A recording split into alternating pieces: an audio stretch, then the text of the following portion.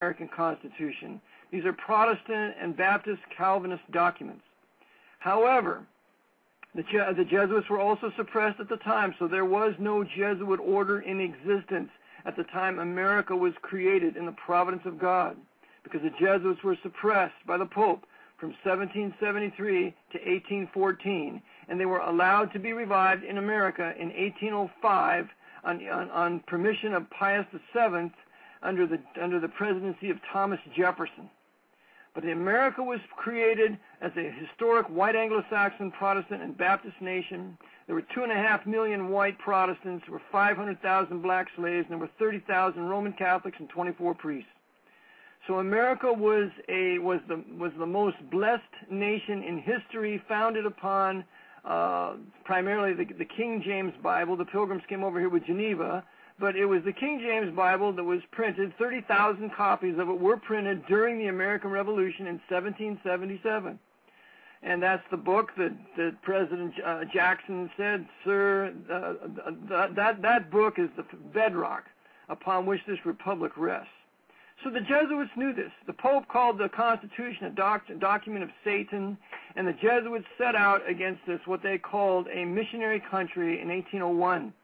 The same year, the Jesuits had successfully set up the Masonic Lodge in Charleston, South Carolina. That would be the high-level Scottish Rite Freemasonic Lodge. The Pike would later come to rule. Well, the Jesuits incited the War of 1812 because they controlled King George III. King George III gave protection to the Jesuit order when the Jesuits were suppressed by the Pope, along with Frederick the Great and along with Catherine of Russia. So the Jesuits plotted the overthrow of America, and there's a tremendous book that's been written titled Foreign Conspiracy Against the Liberties of the United States, written by Samuel Morse, the inventor of Morse code. And he shows how the Jesuits were plotting to overthrow our liberties, and so this is exactly what they sought to do in the War of 1812. And again, this is what they sought to do with the tariff agitation. And then finally, the Jesuits were behind, and completely behind, the anti-slavery agitation to divide the country geographically when the Jesuits had been the foremost slaveholders in the country from 1650 to 1838. So they incited the American War between the states using Freemasonry. Then they crushed the Protestant South. It was a war of annihilation against the white Protestant peoples of the South. And then on the ruins of that war, they erected an empire. And the empire that they erect, that I call in my book, is the Pope's Holy Roman 14th Amendment, Socialist, Communist, Corporate, Fascist American Empire. From 1868 to the present, we have lived in an empire created by the 14th Amendment. And the 14th Amendment made U.S. citizenship primary and state citizenship a privilege, whereas before you were a citizen of your state and thereby a citizen of the United States.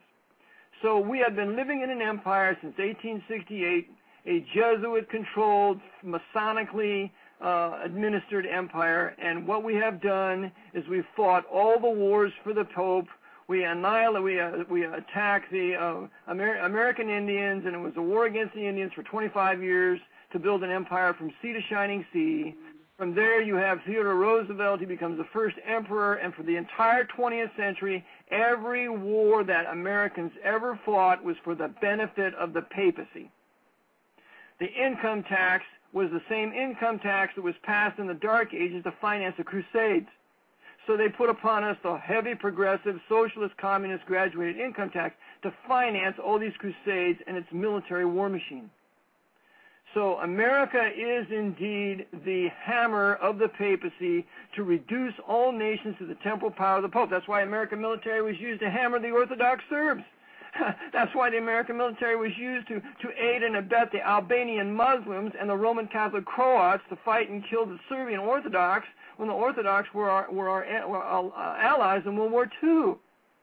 So this empire is entirely in the hands of the papacy, and the American people are his slaves, being subject to this government created by the 14th Amendment. We have another host named Eric Lovely, and he talks a bit about the sovereignty issue and the 14th Amendment, and what the stuff you just laid out plays right into what he talks about. It kind of gave me the goosebumps when you started talking about it. You mentioned communist socialist agenda. why communist socialism? Why is that the preferred system? Why are they pushing that system despite the fact that it's failed throughout the world everywhere that it's been tried? Okay, socialist communism was perfected by the Jesuits on their reductions, and their South American reductions from 1609 to 1759 for 150 years.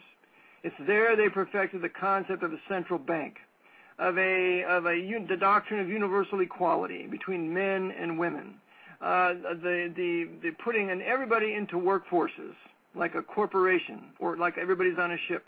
And the Jesuits had their fleet of black ships, whereby they put everything into international commerce and trade that the Guarani Indians had made on their reductions, and that includes the violins and so on. Communism builds corporate, fascist, monopolistic capitalism. Communism is the enemy of true laissez-faire, government hands-off capitalism. So that's why you find the huge monopolist capitalists always financing communism. It destroys the historic white Anglo-Saxon Protestant middle class of the white Protestant nations. That's why England is under communism. That's why Sweden is under communism. That's why the Netherlands are communist. That's why America and Canada are communist. Communism destroys the middle class. So their preferred system is an international world government where all the nations are under socialist communism. It's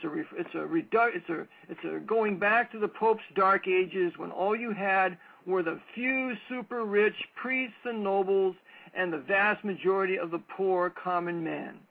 That's why they've chose socialist communism. But when you have a country that is historically white and Protestant with a large Jewish population, the Jesuits have always put those countries under fascism.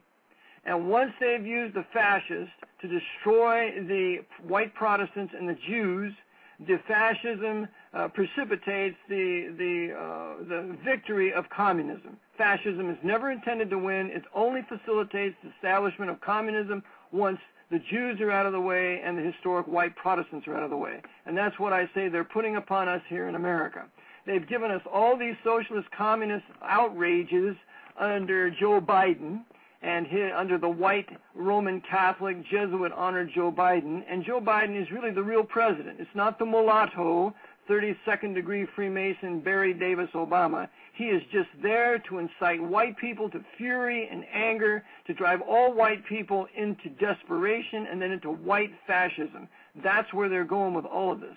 But the end game, once they've killed all the Jews in North America, once they have destroyed the Reformation and all Protestantism and Baptist churches in America, they will divide the country and put it under socialist communism as they did with Germany after World War II.